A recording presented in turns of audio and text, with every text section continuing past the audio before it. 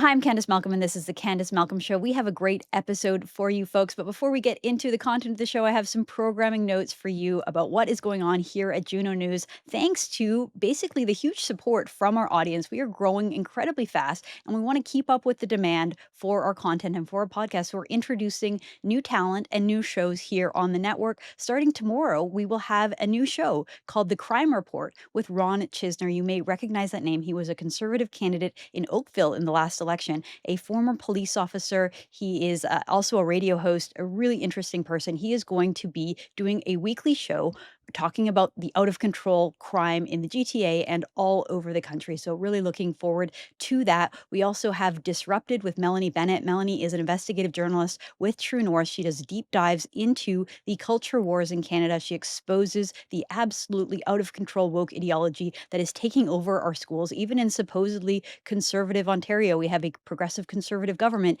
And yet, under that government, we have seen just an absolute out of control woke ideology take over our schools.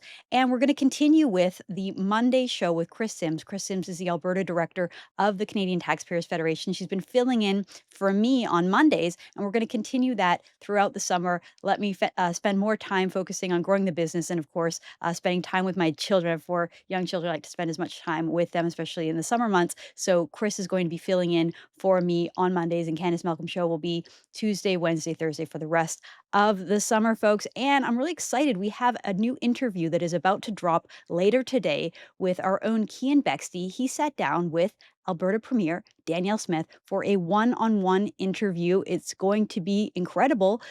So you're going to want to check out junonews.com later today for that exclusive. We have a little preview of that. So let's play that clip. So I think that 1 year period, instead of a normal amount of immigration and newcomers arriving, which would be about 1% of the population, so maybe around 400,000 people a year, they had 1.8 million. And you've seen the result of it. The reason why housing prices have spiked, why food affordability has spiked, why affordability on every front has spiked, is just because if you have too many people chasing too few jobs, too few homes, and too little employment, you're just going to end up causing problems. So the federal government blew it.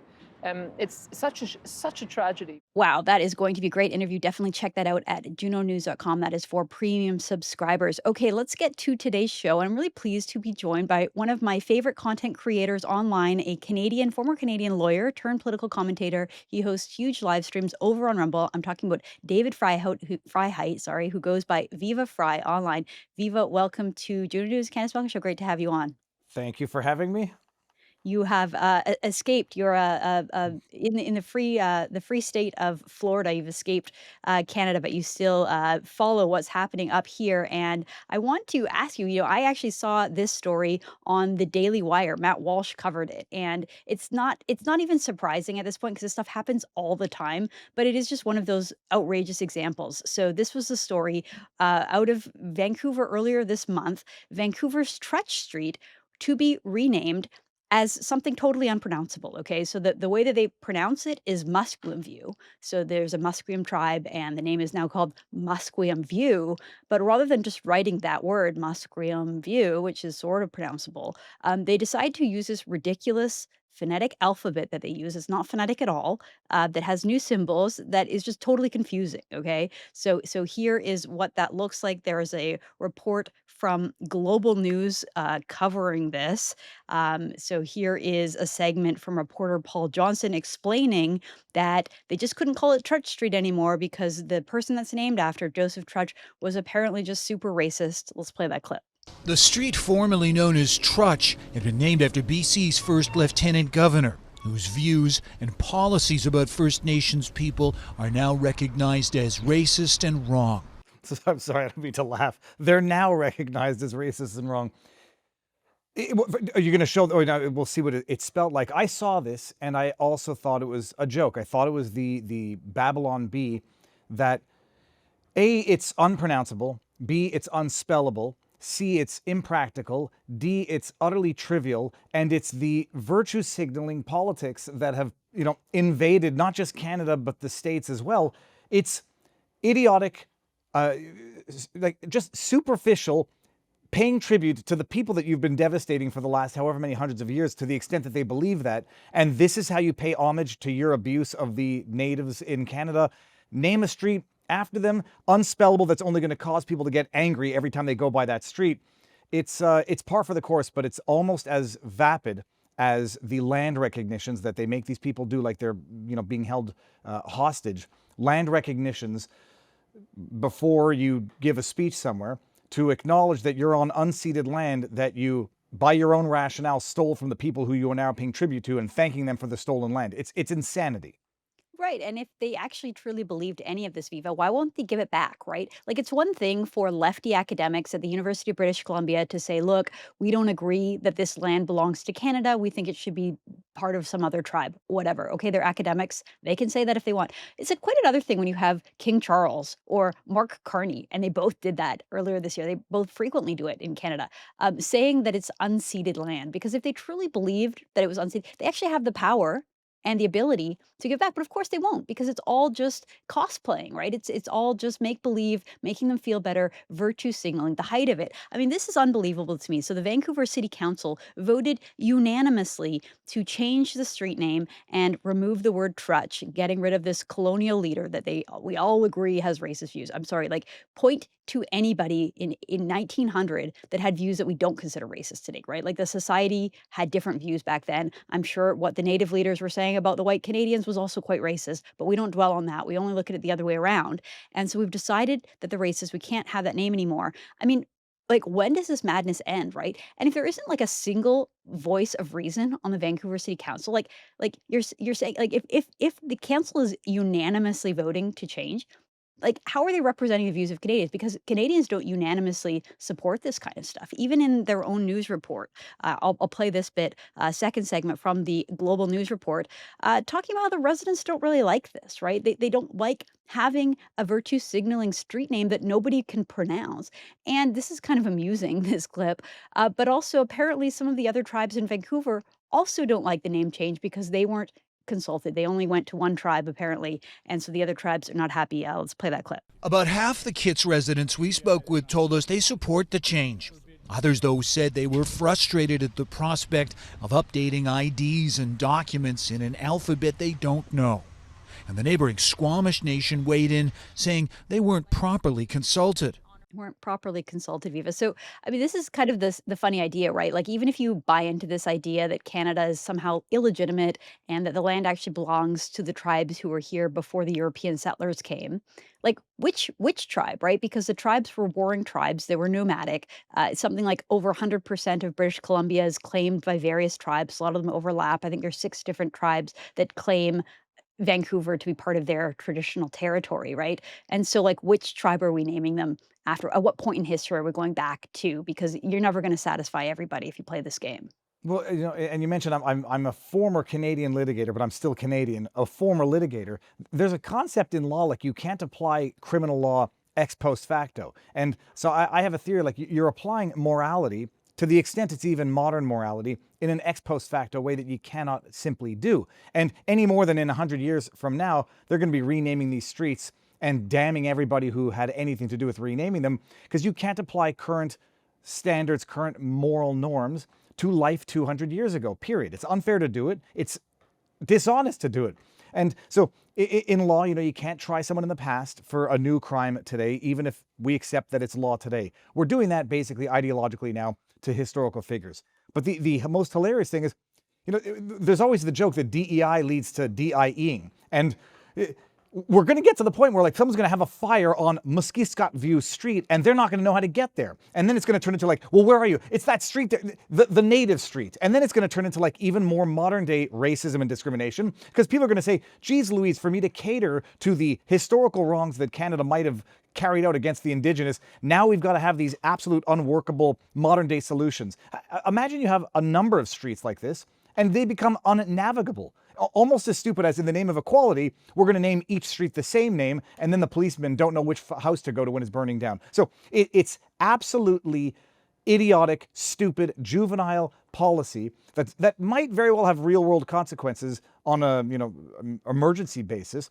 But from a perspective of even quelling racial divide, quelling historical wrongs, you're just going to make modern day society angry and resentful at natives to the extent that they even asked for this. I have a feeling, not to be mean, it was a bunch of liberal women, if I'm going to be totally rude about this, liberal women who are saying fly the menstrual equity flag in Victoria, and this is how we thank them for the years of historical abuse. Right. Well, I mean, I'm sure that's right. And even this is interesting. So Vancouver Sun had a story saying Vancouver's Trutch Street is now unpronounceable word, and not everyone's happy. And so they interview local resident Gail Langton, who said that she and her neighbors are in full agreement of getting rid of the Trutch name, given its terrible history, and they support the name that they believed was coming, which was Musqueamview. But they wanted it spelt using the Latin alphabet. And the people with the affected addresses were surprised last week when this name ceremony happened and they pulled off this the sign that's just total nonsense. And that, of course, that puts people in risk. Likewise, Jamie Sarkanock had a column in the National Post saying that literally this puts people's lives at risk, making the point that you just made there. Viva Emergency Services have already expressed their concerns with the new name getting in the way of saving lives, largely because 911 callers might not be able to pronounce it, right? And the people who live in this area, this is Kitsilano. So I grew up nearby. Actually, like 1 block over from Trutch is Blenheim. That's the street I grew up on, but I grew up on the other side of 16th, so up in Carrisdale, and Trutch doesn't go through. So I close by where this was affected. And this is a liberal population, right? This is a very kind of they're politically correct and woke, and they probably really, like, in earnest, want to be able to pronounce this word. They'll probably be practicing it just in case. But yes, in an emergency, if something's happening and you need the police to get there, you'll probably just end up saying Trutch Street. Just come to Trutch Street, because that's what everybody has called it in Vancouver for what, like 100 years, and yet now suddenly we're supposed to stage it. And just in case you thought this madness was limited to liberal Vancouver, it is not. It happened in Edmonton as well, and this actually shocked me. I was talking to a colleague who lives in Edmonton. He told me the area that he lived in, and I just punched it into Google Maps because I was trying to remember exactly what part of the city it was. And it used to be called Oliver, and now it has a name that's totally unpronounceable as well. This has taken over Edmonton, and they changed all the names of their wards, Viva, to it used to just be very simple: Ward 1, Ward 2, Ward 3. And then they just decided to put all kinds of names, again, totally unpronounceable, total nonsense to English speakers. And what we're supposed to like, this is supposed to pay homage to Indigenous. If anything, it will either lead to your point, people kind of resenting this and saying, like, what? Why do we have to do this? Making them angry at the people who are part of these tribes, or kind of making it like a butt of a joke, right? Like people mock it because it's so absurd and ridiculous. And I agree that it's sort of like woke virtue signaling white liberals trying to do something that they think is virtuous, and it just ends up angering absolutely everybody. Well, it's they do the most meaningless gesture because they don't want to make any actual meaningful sacrifice. Ask them to give up their homes and give them to the indigenous on their own theory, whose land they stole.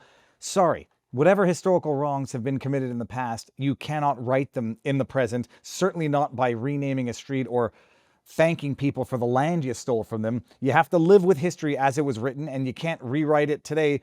But hey, at least they'll feel good. I voted for that one, and they'll have a nice glass of Zinfandel or whatever the hell they drink while they look at this sign they can't pronounce. And luckily, I guess, checks from the government might not get to people who need them, but if it's Kitsilano, maybe there'll be fewer people who are dependent on the government for that. But it's idiocy. It's par for the course, I say, for Canada. But then, you look what's happening in New York, and you got people who are equally idiotically progressive getting the Democrat candidacy for the mayor, where you want to defund the police entirely while people are literally being set on fire in metros, and then you want to increase 800% funding for anti-Semitic, think tanks. What the hell's going on? It's virtue signaling at its highest, but also there's a little bit of corruption in there as well. But no, this is just idiotic. I actually thought it was the Babylon Bee, and they put the sign up there because people are going to know what to do with those signs from an alphabet that is not either of the two official languages of Canada. Well, and then the ones in Edmonton, we're going to put them up on the screen, but this isn't even the Latin alphabet at all. They've created a totally different alphabet. This is like this is peak virtue signaling, Viva. This is Ward 3 became, I'll give it a try here. It's Tasquewinnawak, okay? And this name, Tasquewinnawak, is the Cree term referring to LGBTQ2S plus community. In its rough English Oh translation my. is in between people, right? So they named a word after uh, LGBT people in First Nations community. Apparently, they had a word for it. I don't think I've seen any virtue signaling quite that strong before. Well, that's actually almost like abuse of the minorities, where you say like, oh, I'm doing this for them, but I'm using them as tools to promote my radical gender ideology, and you can't criticize it because I'm doing it in whatever indigenous language it's in. This is exactly the mentality of exploiting minorities and exploiting your pet projects to promote your own agenda. It's disgusting. The worst, I mean, I'm sure you saw it, Candice, was when they were doing the Nova Scotia update on the missing kids, and you got this police officer who looks like she's being held at gunpoint doing a land recognition before talking about the missing children, and spending almost as much time of this press conference talking about land recognition as the missing children. So real life consequences, but at least they feel virtuous while they're screwing everything up and burning the house down. Well, just speaking of these land acknowledgements, I mean, I mentioned that we saw King Charles do it, and we see Mark Carney and his wife do it all the time. We reported the story at Juno News when we recently spoke to John Carpe at the Justice Center about a parent elected on one of these local school councils in Ancaster. She was actually removed and suspended, not because she refused to do a land acknowledgement, but she wanted the council to take note that she didn't like them, that wasn't unanimous, that everybody agreed to these. She just, in a very respectful way, said she wanted to pause and just say that she didn't agree with having to do these land acknowledgements. And she literally got removed from council over that. And so the Justice Center is representing her, because in what world can you remove somebody for making a polite policy disagreement? But again, like, Canada is just taking these things so far. And I just wanted to point out one more thing, Viva, because when it came to this new language that supposedly was used by the Indigenous in Canada before the Europeans got here, right? Like, I think famously, the Indigenous didn't have written languages, right? They're oral languages. And we've heard so much about the fact that their traditions are oral traditions, their history is oral traditions. And so all of a sudden, for me, I mean, as Vancouver native, I didn't see any of this kind of stuff pop up until the 2010 Olympics. And then all of a sudden, it was like they wanted to rebrand Vancouver to put it more in touch with like its native Indigenous roots. I think it was kind of like a branding thing to make Vancouver seem kind of unique and different at the time. And then all of a sudden, you started seeing these signs everywhere, right? And so I looked into the history of this written language. It's called the North American Phonetic Alphabet. And supposedly there was some shorthand that was written by a bishop in the 1880s. But really, this language was codified in the 1990s. In the 1990s, it was developed by linguist Randy Bouchard with a local speaker, Louis Miranda, and they adopted the formal written system. This is for a Squamish nation in 1990. The Musqueam nation that sign was written. It says this: in 1997, our community formally adopted the North American Phonetic Alphabet, a script evolved over the last century, formalized by European and American anthropologists and linguists. So this is a totally made up language. It was invented basically by academics in the 90s. Okay. So like, why do we have to accept this? It's just like, it's an academic exercise. It's so ridiculous. Well, it's again, it's the no better virtuous government elites who are now saying what's best for the people that they're purporting to help after hundreds of years of exploiting them and destroying their culture and their land and whatever, because you have to agree to that if that's their premise. But yeah, now that they're doing it to preserve their own culture, because apparently they haven't been good enough at preserving their own culture. It is it's progressivism for the sake of progressivism, but at some point, and we've seen it now and we're at that point, progressivism becomes regressivism when you start treating people like political tools and pawns to your own virtue game of chess, which is what I say Canadian Liberals, but to some extent also the Conservative Party doesn't have entirely clean hands on this. But it makes Canada a laughingstock in the States, but California and New York seem to be taking their cues from Canada in terms of modern day progressivism. Well, they're giving us a run for our money, I guess, but I still think Canada, far and away, goes. I will say just a little point of, I guess this is good news. Juno News reported back on June 11th that there was a study compiled by the Associates for Canadian Studies and Metropolis Institute, and it found that 52% of Canadians don't believe this theory that Canada is on stolen land. They kind of reject the idea that we're European settlers and that Canada is an illegitimate country.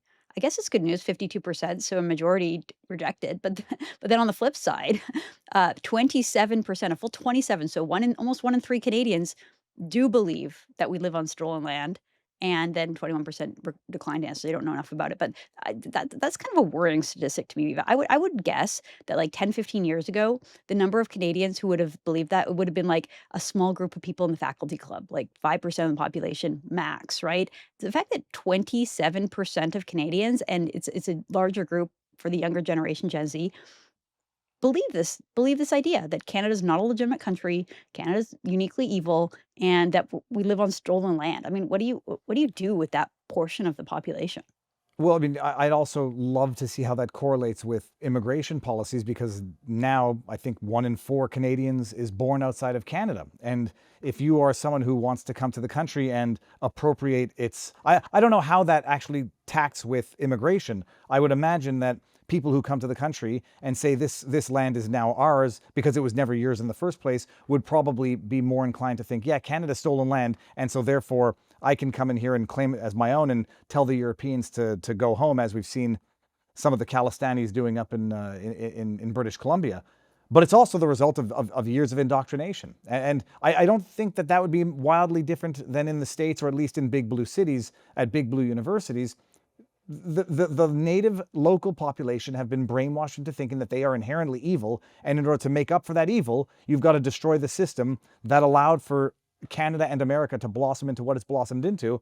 So it's not shocking. It's actually shocking that it's only 52% who think this is total hogwash. I guess it hasn't gotten bad enough yet. But when they start taking away people's houses and property in order to reapportion it for reparations for Native and Indigenous populations, then maybe that number will increase somewhat. And I know you're saying that tongue in cheek, but I mean the way that our country is going, the way our society is going, is not too long. I mean, we saw just absolutely like atrocious comments from people online, for instance, after the October 7th terrorist attacks in Israel, saying that like, resistance isn't violence, or whatever violence that you're allowed to inflict violence, that they're not civilians because they're settlers. And at the same time, you sit online and you'll see them throw that word around, calling Canadians, white Canadians, European Canadians settlers. It's like, yeah, this is going in a pretty scary direction. I want to change change subjects a little here, Viva, and talk to you about, June used to be Pride Month. Now it's Pride season, so I guess it's going to last the entire summer. I feel like things have kind of calmed down stateside, like the whole like hyper progressive Pride stuff kind of tapered, like that's over now, and a lot of corporations are kind of backing away from it. In Canada, it's still like full throttle, right? And so even the progressive conservatives in Ontario were out at the Pride parade. I was told they don't go to the Toronto Pride parade because it's just too crude, so they go to the North York one, which is a little more family friendly. But they still showed up with these inclusive Pride progress flags, right? So it's not just the gay Pride parade anymore. We have to also include the black and the brown chevron here is supposed to be to include people of color in Pride, and then the trans flag is also wrapped into that as well. I don't know. I just cringe when I see conservative politicians catering to this stuff. I get it. Look, I like do you, right? Everybody be yourself, do whatever you want. But the idea that we have to like put someone's sexual orientation above all else. I mean, we also had this Canadian flag, the official social media handles for the government of Canada put out this post where they changed the Canadian flag into a rainbow flag, right? And it's like, wait, I thought that Canada was a diverse. I thought Canada believed in like diversity, and diversity is our strength. So why is it that the Canadian flag doesn't include gay pride, and that you have to actually make it a gay pride flag? Like, I just, to me, these people have just lost the plot, and they're just so obsessed with virtue signaling and so obsessed with pushing their woke priorities onto Canadians. I'm just so sick of it. Well, What's your take on this? there's no such thing as a progressive conservative. It's like a jumbo shrimp, a flat mountain, a pregnant virgin. There's only been one pregnant virgin, and there won't be another one because that excuse can only be used once. But no, it's a paradox in terms. It's a contradiction in terms.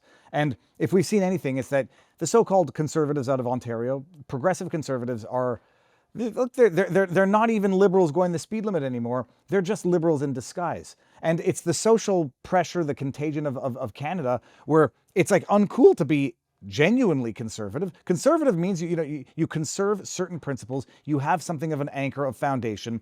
Progressivism and liberalism is anything goes and you go with the wind, and that's how it goes. You can't be a progressive conservative because it basically means I go with the wind and have no fixed anchors, but I claim to be conserving something. It's a desecration of the flag, period. And I don't care who does it. I never even like it when people splice together two different nations' flags to show allegiance or support. It's a desecration of the flag. And the idea that the only thing you do this for, they did it for the Ukraine flag. They've done it now in other conflicts in the world as well. But to transpose the Canadian flag into some trans flag, I believe it, and call me whatever name you want. It's fundamentally child grooming, and it's a bunch of perverts who are doing this and pushing this. Nobody cares what your sexual orientation is. Adults will say you do you, and there's a lot of heterosexual adults who are into some funky stuff that nobody gives a sweet bugger all about. You keep it to yourself and you don't rub it in my face. Nobody's got any problems with it. This is, on the one hand, grooming of children, political grooming for the next generation, and it's become an industry. And so, once something is grassroots, gay rights, okay, fine, now you get gay rights, and then it gets corporatized, then it gets governmentalized, then it gets corrupted, and then it becomes an industry where you have to promote it, and if you don't promote it, you lose you lose political support, you lose political capital, and you lose potentially the grasp on power. But no, it's utter insanity. It's degeneracy and debauchery, because I'm not a religious person, but I do know that pride is a sin, and for good reason. Whether you like the Bible or not, it's time-tested and true, self-help book for humankind, and we haven't changed that much in 5,000 years. It was a sin because nobody cares about what you do behind closed doors. Nobody cares about your superficial, trivial elements of your identity, but it's just become normalized perversion, and it's a way of controlling the next generation. I couldn't agree more. I mean, to me, like, I'll give you an example. My husband and I went to go look at the local private school, considering maybe putting our kids into private school. I wouldn't put them in public school at this point. And literally, they had a pride flag hanging from the school. And to me, it's like, in what world is a sexual flag appropriate at an elementary school? These are little kids.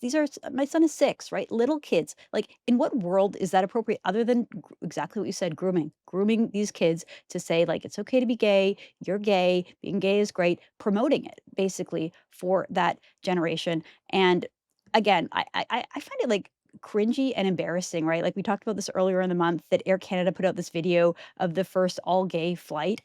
And I'm watching this video and I'm thinking, like, what do these people have in common other than just the fact that like who they like to have sex with, basically? And it's like, that's not my business, right? I don't care. I'm getting on an airplane with my family. I want to get there on time. I want everyone to be safe. That is all I care about. I do not care about what happens in your bedroom with you and your partner. Like, that's just totally irrelevant to me, and it's embarrassing. I don't want to talk to my children about it. I want to tell them about this. Like, I'm not going to ask questions about your sex life.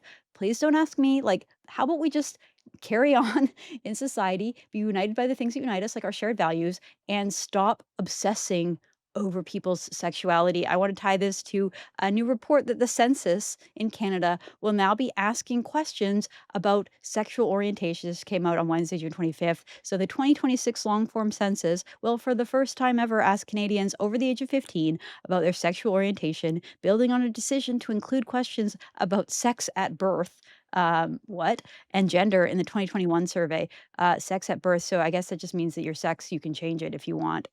Okay. Anyway, the question on the census asks, what is the person's sexual orientation? And it gives examples to describe yourself. You could describe yourself as heterosexual, lesbian, gay, bisexual, pansexual, or you can specify something different. So this is Canada now for the 2026 census. Candice, the last time it was a summer ago, maybe last summer or a little bit earlier, I went back to Canada for the summer, and it's an all-girls school flying a trans flag out their window. And I'm like, they don't understand how stupid this is. They're flying the trans flag, the one with the triangle, all the colors of the rainbow, over an all-girls school. And they don't understand the irony in this. The second thing that you were mentioning there Well, just Oh, the, for that point, one of the private schools in Toronto, the all-girls school, they put out a gender report, talking about girls in middle school, and part of it, they were bragging about the number of girls at their school that identify as LGBT, whatever, and trans. It said it was like only like it was something like 92% of our students identify as women. It's like, well, why are those other 8% at your school if it's an all-girls school? Like it's just that the another contradiction in terms, but like, can you imagine the disgusting perversion of adults having these discussions with kids who are not their own? It is perversion of the highest order, and that Air Canada flight that was all the first all 2S LGBTQIA plus. First of all, so you're basically telling me you discriminated against the heterosexual guy or girl? Like, that seems unlawful to me. And B, someone says that they're 2S or the L or the G, the B, the Q.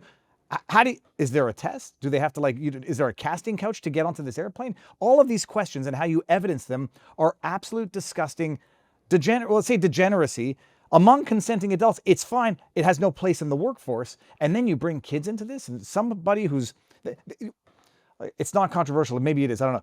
Any adult who has these discussions with children who are not their own gets off on it. And it is a form of disgusting degeneracy, perversion, that an adult gets a kick out of having sexual and sexualized discussions with minors. And there is a word for that, prepubescent minors. There's a specific word for that. That's what it is. And anybody pretending it's otherwise is lying to themselves. Although there's probably some group that's going along with it just because it's the virtuous thing to do. And this is tolerant society now, to talk to children about sex and sexual orientation and not reproduction. So I've gotten increasingly frustrated with the increasing extremism of these very active groups. I think they represent a very vocal minority. But my goodness, when you start seeing trans flags being flown over private all-girl elementary schools, Houston, we've got a problem.